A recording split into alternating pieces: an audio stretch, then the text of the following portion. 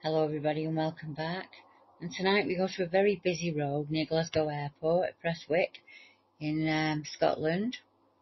And the police are hunting an Ayrshire baboon, and this happened in January of 1999. And it says, police caught up in a spot of monkey business, pardon the pun. For police officers in Ayrshire, it really is a jungle out there, claimed the local newspaper.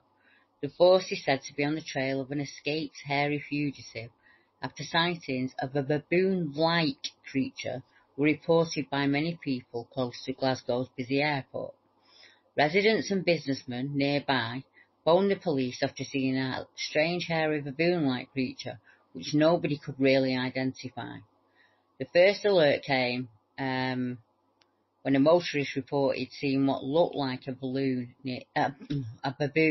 near Prestwick Airport. A police traffic patrol car sped to the scene, and two officers spotted the animal for themselves.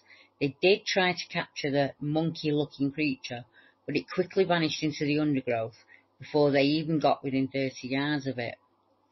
A spokeswoman for Strathclyde Police said yesterday, "We received a call from a local man who said he narrowly avoided hitting a baboon-like creature on Shaw Farm Road, Prestwick. A police car was sent out, and after a search of the area, the officers reported seeing it, an animal of some sort, although they couldn't be sure what it was. And neither officer could identify what kind of animal or creature it was."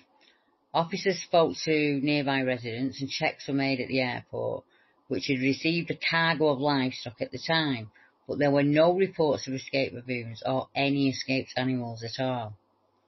One senior policeman said the officers were very careful how they phrased the sighting over the radio. The mickey taking, which is sarcasm for people who don't know, would have been merciless, and they didn't want to make monkeys of themselves. Native to Africa, baboons prefer open rocky ground or wooded areas, of which there are plenty in Ayrshire, and they eat meat and berries and fruit. Larger males are considered especially dangerous if cornered. No Scottish zoos keep baboons, said the newspaper, but experts have admitted someone may have had one as a pet. The senior police officer then added, the two policemen knew they weren't dealing with a farm animal or an escaped animal. They thought about describing it as a large dog-like creature, as that is what it looked like to them both, but it moved like an ape, bounding fluidly over the ground and not in a dog-like manner.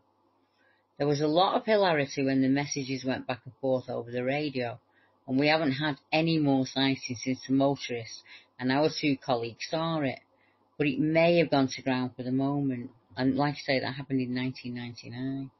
And I know the police didn't spend too much time on this, but I had a look what was around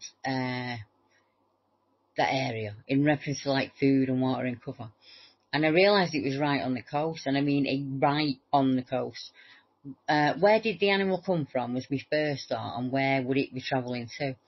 So I had a look on the map, and when I checked it, I realised that although the road is busy in parts, there is lots of little clusters of woods and golf courses and railway lines and nature reserves, and that runs uninterrupted for many miles up and down the coast. And the road itself is the only one between the shore and the coast and the country part that leads into much heavily wooded area. So it's only Southwood. It's actually called Southwood Wood, so you would just be able to go over that, and the road just runs through it. A little bit like Sherwood and the other accounts that are from the coastal areas. Now, at the back of the bushes where this creature was sighted and it was seen running into, there's a small water source there called the Dow's Burn, and that runs into a brook called the Pow Brook, and they are both heavily shrubbed with small woodlands and long underbrush all along the banks, and both are very overgrown. And you could travel north or south and into the country park, sticking close to the food sources along the coast, or through Southwood, as I mentioned before, and go east using the aptly named Smuggler's Way and out to the Highlands. There are also caves in the area. And there are other accounts. The other accounts in the area are the Dundonald Hill Shadows and Growls. And there is talk of a Dundonald 8, but I haven't been able to track that story down. The Shorehead Day Kills, the Sight Hill Cemetery Glasgow Winged Creature of '06, and the Carrickgill Maybole Strange Creature in the '70s, and the Kirkconnell Face at the Window from 2015. And they can all be accessed along with about 450 other witness reports on the UK map, and I've added a link to that in the description. So until next time, thank you very much. Good night.